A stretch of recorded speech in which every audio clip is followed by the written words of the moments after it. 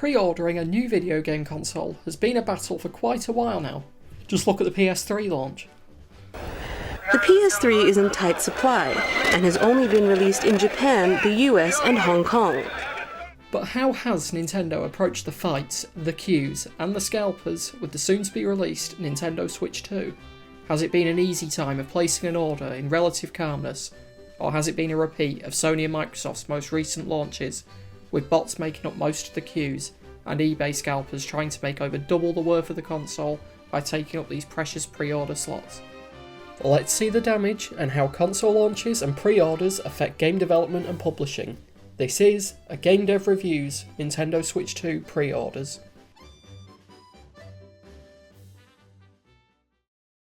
A few things to note before we jump in. I am in the UK and have much more insight into how pre-orders were handled here, so that's what I'll be covering. I will also point out that I myself did manage to get a Nintendo Switch 2 pre-order, and I will cover my personal experience in this video. And to remind people who didn't read the title, hi, this is a Game Dev Reviews, the first one in fact, so there will be some discussion on console pre-orders from the perspective of developers and publishers. There will be less design and development chat in a video about pre-orders than the individual games I plan on covering in the future, but I thought it was a relevant and important topic to start on, and it lets me test my editing style and visuals without as much deep research. So, let's start. On May 7th, 2024, after years of speculation about a Nintendo Switch Pro or Nintendo Switch 2, President of Nintendo, Shuntaro Furukawa, personally announced that there would be an official announcement about the successor to Nintendo Switch within the fiscal year. A fiscal year meaning the 12 months that Nintendo is calculating their business figures on, not necessarily within the actual year at the time of 2024. Nintendo's fiscal year would take them up to March 2025 to make the announcement. Even with this short and simple messaging, fans and reporters immediately started taking their best guesses on hardware specs, price, the unique features, and of course, the release date and availability of this new console. Everything was all guesswork. Leaks that couldn't always be verified, and people making all kinds of videos and posts on this Switch successor. Nintendo really pushed it with their "within this fiscal year" wording, and waited all the way until January 16th, 2025 to post a first reveal teaser video for the Nintendo Switch 2, leaving only around 2 months left on their reveal window. This first reveal didn't give away too much. We saw the design of the system, the Joy-Cons, and even a new Mario Kart, but no release date or price. That would obviously all be revealed in the Nintendo Direct they now had planned for April 2nd. Alright, let's have the price for the system and games then. Let's see the damage.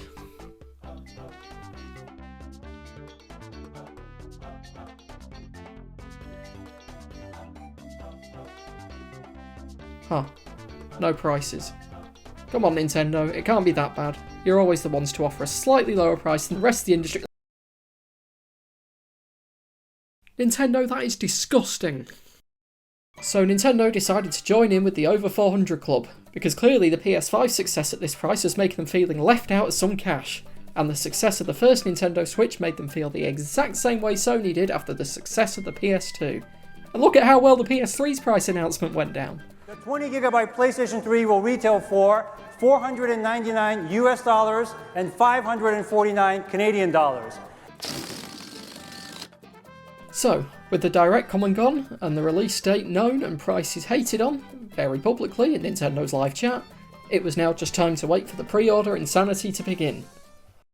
In the UK, Nintendo announced pre-orders would start on April 8th. Almost every retailer in the UK opened pre-orders before this date, with no warning and just a sudden drop. While this did likely cut down on bots and resellers as they wouldn't be prepared, only Nintendo fans watching for it were likely to see it before it was reported on. Still, I checked the stock at Smith's only about 10 minutes after pre-orders appeared on their website. They were taking orders for home delivery on launch day, or click and collect at most of their stores around the country. My two nearest stores were both out, and so was the online stock. Over the next few days, I continued to check every option I could online, Amazon, Very, Game, even more, but all were out in minutes. Then there was Currys. a large tech store chain in the UK with many stores all around the country. They decided they weren't going to risk bots and resellers online and made their pre-orders available in-store only. From a few posts on various places on the internet, it seemed this was the best chance at securing a launch day pre-order. Keeping up with the online discussions at this point, it seemed many were trying their luck with various restocks, and things seemed to be getting better with stock lasting several minutes rather than several seconds. I'd heard from a friend that they knew someone who secured 2, and they immediately listed them on eBay for a profit.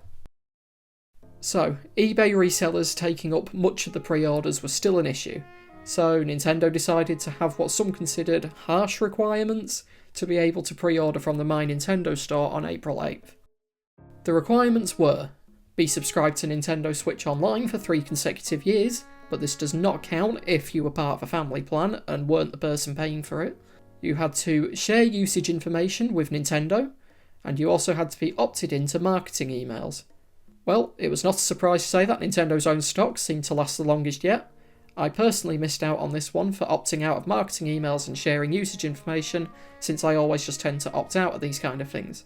So I've said that up to this point, stock was running dry fast, but it certainly did start to improve. As we got into May, various comments appeared online stating how easy it was getting to secure a Switch 2 in the UK. I was even able to get one myself. I heard from a friend that they were able to get one from a local Currys.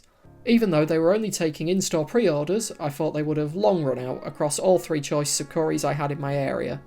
But I got in my car, there and then, and decided to go to the quietest, smallest one of the 3, since I thought that would have the least amount of people popping in to get one. I went and asked at the counter if they were taking pre-orders, and I was told they'd already taken a few just that day, so they would have to check. After checking their stocks, I was asked if I wanted it with or without Mario Kart World. 2 minutes of giving contact information and paying for the system later, I was walking out with the receipt and a confirmed launch day pre-order. Well, that was easy. This was much easier than my own experience with getting the PS5 for launch day. With that system, it was constant online queues and losing out to hundreds of eBay sellers that would suddenly be posting all of their confirmed pre-orders for resale anytime there was more stock. I ended up getting a PS5 digital edition on launch day by placing my order at 5:30 AM on launch day to collect from my local Argos store. And this is the exact same thing that I thought I'd have to do with the Switch 2. The Xbox Series consoles were also a struggle. I eventually got a Series S just under a year after launch from Amazon, and 2 years later I upgraded to a Series X after my PC died, and there was still a struggle with stock in my local stores even then. The relative easiness in comparison of getting a Switch 2 pre-order makes Nintendo either look like they really know what they're doing and have a lot of consoles ready for launch, or people really weren't happy with that price tag and we're about to see the Wii U happen all over again. These pre-orders don't just affect fans though. This is a game dev reviews, so of course we need to know how this affects developers and publishers. Look, this might be a bit more business talk than how games are made talk, which will be different only on this occasion, but it's still a good look into the industry. Developers and publishers want to see a high amount of pre-orders. They want to see the consoles selling out, but they also want to see them going to gamers, not bots, not resellers. This is because, for every gamer that has the system, that's another person more likely to buy their game, if they release on that system. This is especially true with games lined up as launch titles. Of course, a big third-party launch title this time is Cyberpunk 2077, coming to a Nintendo system for the first time. Even then, it's different this time compared to when the first Nintendo Switch came out. With that system, publishers could gather a whole new audience, the handheld and portable audience. But this time, third-party games like Cyberpunk have already been played on the go before with many PC handhelds that have been released recently, with the most notable being Valve's Steam Deck. This means they have to approach it from a new angle, by promoting the Switch 2 version as the best way to play portably. Of course, it is also hoped by many launch title publishers that due to the lack of games available for a system on launch day, it's more likely that people with confirmed pre-orders are going to pick up their game. This is a method of launching a game into an unsaturated market. You have a bigger piece of the audience's attention because there isn't much of another option. This is something that becomes quite common amongst indie developers. Indies often choose interesting new mechanics, gameplay, and visual styles that separate their games from the standard, and therefore stay out of the saturated market where they could be competing with big name publishers that have the marketing budget to take the attention. And it also gives us some excellent games as well. Unfortunately, not many indies have a chance at launch day markets on consoles, due to development hardware often going out to the big names first. Indies that do get the hardware often already have a large audience. So, overall, launch titles are a benefit to developers and publishers as they become a big standout choice in a limited selection, and with the more consoles out the door to customers through pre-orders, the more people to buy from that limited selection. And this is why the number of console pre-orders is so important to industry developers and publishers. So, for the final verdict on the Switch 2's pre-order situation. Nintendo seems to have handled console pre-orders in a better way to Sony and Microsoft have in recent years. Of course, I only know the events of one market the system is being sold in, and it could be different in other places. And even though it was better in places in the UK, the inconsistent and mostly unannounced start dates and times for pre-orders from many retailers did make for a confusing time of trying to secure a system early. This could have helped to lower the amount of bots and resellers, but it also made it harder for fans to find the system. Nintendo themselves took an interesting approach, but no one I knew was able to be invited to pre-order the Switch 2 from Nintendo due to the restrictions, even though we were all long-time Nintendo fans who had the original Switch from its first year. Getting people into pre-orders could have been handled better with different ways of Nintendo measuring how much of a fan you were, and other retailers sticking to Nintendo's start date. Currys were the absolute standout in the UK, seeming to have a large amount of stock per store, and by keeping pre-orders in-store only, at least to start with. And they were even able to give me the chance to get the system for launch, even though I was a month late to their pre-orders. Since the topic is pre-orders, I can only give a business rating, and this rating gets 4 out of 5 stars for the handling of Switch 2 pre-orders in the UK, with the only improvements being that stores should stick to Nintendo's timings, and Nintendo themselves should maybe think of a better way of approaching their own pre-orders. Thank you for watching this episode, and I hope you will stick around and subscribe for future videos where I'll be going further in depth into the design and development of individual games, which was the intended format of this series before the Switch 2 needed discussing. I also hope to cover the Switch 2 either on launch day or a few days later with a first impressions video,